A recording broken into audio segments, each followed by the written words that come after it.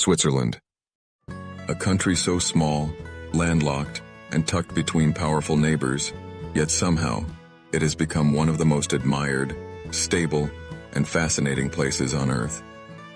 When people think of Switzerland, they often picture snow-covered Alps, luxury watches, silky chocolate, or secretive banks. But the truth is far more unbelievable. This little country has survived centuries of wars, invasions, and shifting empires without being crushed.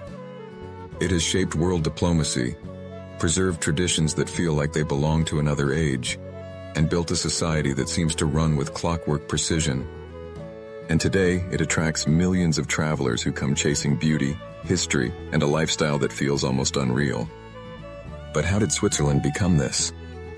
How did a landlocked patch of mountains turn into a global symbol of peace, prosperity, and mystery?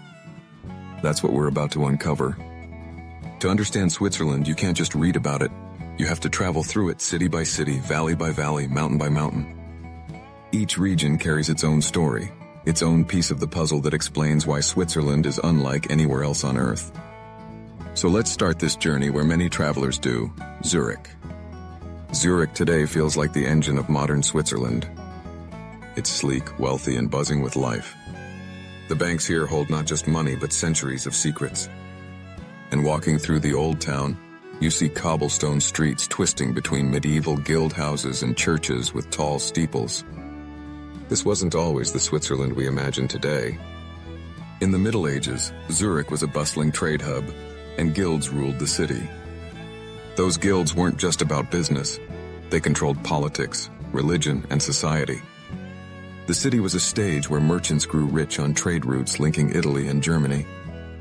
But Zurich also became the cradle of something that changed Europe forever, the Reformation. In the 1500s, Ulrich Zwingli, a preacher here, started shaking up the Catholic Church, challenging centuries-old tradition and calling for a return to simple faith. This wasn't just a religious change.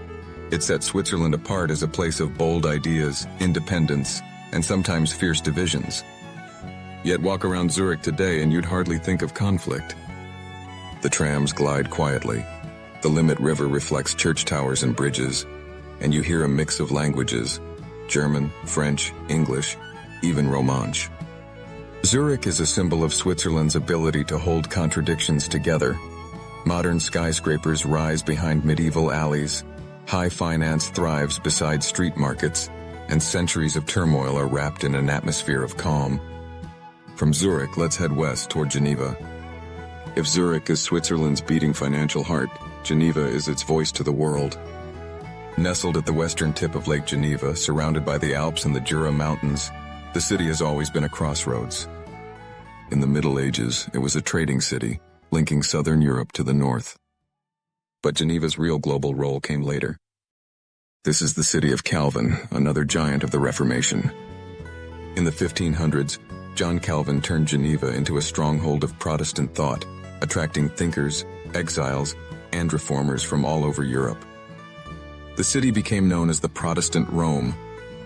That legacy of ideas carried forward into Geneva's DNA, a place of debate, negotiation, and international influence.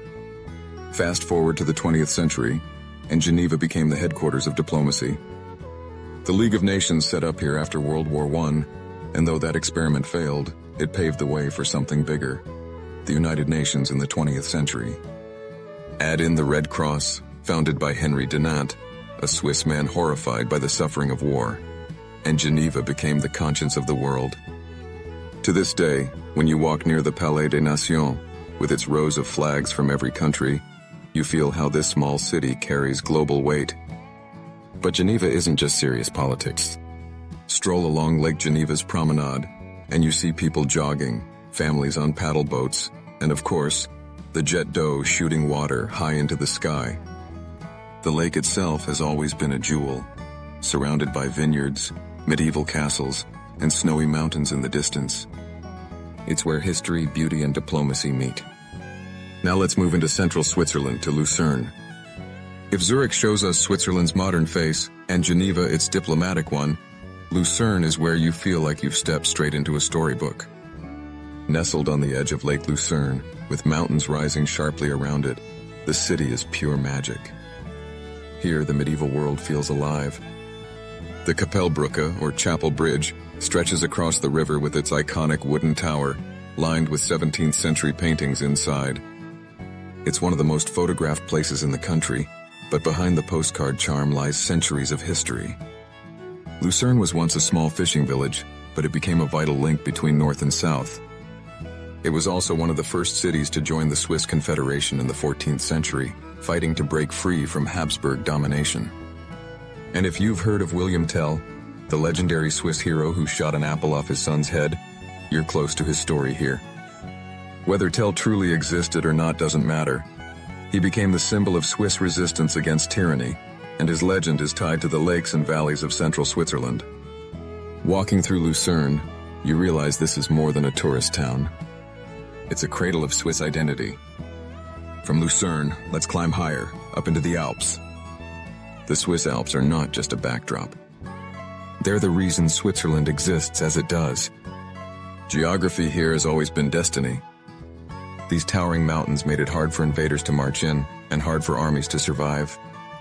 The Alps turned Switzerland into a fortress, a natural shield that allowed tiny communities to survive when mighty empires around them rose and fell. But the Alps also forced the Swiss to adapt.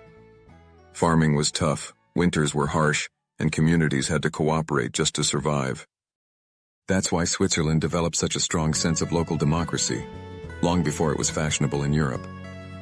Villages held assemblies, people made decisions together, and loyalty was to the local community as much as to the wider nation. That tradition lives on today in Switzerland's famous system of direct democracy. Traveling through the Alps now feels like traveling through two worlds. On one hand, you see cows grazing on green meadows, farmers making cheese in wooden huts, and mountain villages that look like they haven't changed in centuries. On the other hand, you ride trains that climb impossible slopes, tunnels drilled straight through rock, and cable cars soaring to peaks where skiers from around the world carve their way down. This mix of ancient and ultra-modern is Switzerland's signature. And then there's Interlaken, the gateway to adventure. Sandwiched between Lake Thun and Lake Brienz, and ringed by some of the most famous peaks in Europe, the Eiger, Mönch, and Jungfrau, Interlaken became the center of Swiss tourism in the 19th century. Back then, travelers from Britain and beyond flocked here for the sublime experience of the Alps. Writers described it, painters captured it, and climbers risked their lives to conquer the peaks. Today, Interlaken still draws thrill-seekers. Paragliding, skydiving, canyoning, it's the adrenaline capital of Switzerland. But just as important are the quiet walks along the lakes, the boat rides past villages, and the feeling of being surrounded by nature on a scale that humbles you. It's here that you really feel why Switzerland is called the most unbelievable place on Earth. But Switzerland isn't only mountains and lakes. Let's go to Bern, the capital. At first glance, Bern feels small for a capital city. Its old town, with sandstone buildings, arcades, and a clock tower, looks more like a medieval market town than a seat of power. But Bern was chosen as the capital in the 19th century for a reason. It sat in the middle, neutral between the German, French, and Italian-speaking regions. Bern represents Switzerland's balancing act, holding together multiple cultures, languages, and identities in one nation. And Bern has its quirks. The bear has been its symbol for centuries, and you can still see live bears in the Bear Park near the river. Walk through the arcades, and you'll stumble on Einstein's old apartment, where he developed his theory of relativity while working at the patent office. Bern feels calm, almost sleepy at times, but beneath that calm lies a city that embodies Switzerland's political stability. All of this history leads us to Switzerland's biggest test, survival in the modern age. Think about it. France, Germany, Austria, and Italy, all powerful neighbors. Empires fought wars across Europe for centuries, yet Switzerland remained independent. Why? Geography helped, of course. The Alps were a fortress. But even more important was the Swiss reputation for fierce soldiers and stubborn independence. In the Middle Ages, Swiss mercenaries were feared across Europe. Even today, the Vatican still uses Swiss guards. Then came the 20th century. Switzerland was surrounded by world wars. During World War II, Nazi Germany and Fascist Italy stood on its borders. Switzerland mobilized, put its men on the mountains, and made it clear that invading would come at a massive cost. But it wasn't just military readiness that saved Switzerland. It was also diplomacy, neutrality, and a careful balancing act of trade and negotiation. This neutrality has been controversial at times, but it became Switzerland's brand. A tiny country that never joined wars, that kept its independence, and that opened its doors to international organizations. Neutrality turned Switzerland into a safe haven, for money, for diplomacy, for ideas. And that's the climax of Switzerland's story. From a collection of mountain villages, it became a global symbol of peace and prosperity. Today, when you travel through Switzerland, you don't just see scenery. You see history alive in every corner. Zurich's guild halls remind you of medieval trade. Geneva's International Quarter reminds you of diplomacy. Lucerne's bridges whisper the legend of William Tell. Interlaken shows how the Alps shaped adventure and survival. Bern demonstrates balance and stability. And everywhere, the Alps themselves stand like guardians, shaping the Swiss spirit. This is why Switzerland feels unbelievable. Because it is. A land where geography forged independence, where legends shaped identity, where neutrality turned into power, and where the past and present coexist in perfect balance. And maybe that's why travelers leave Switzerland with the same thought. This place doesn't feel real. It feels like stepping into another world.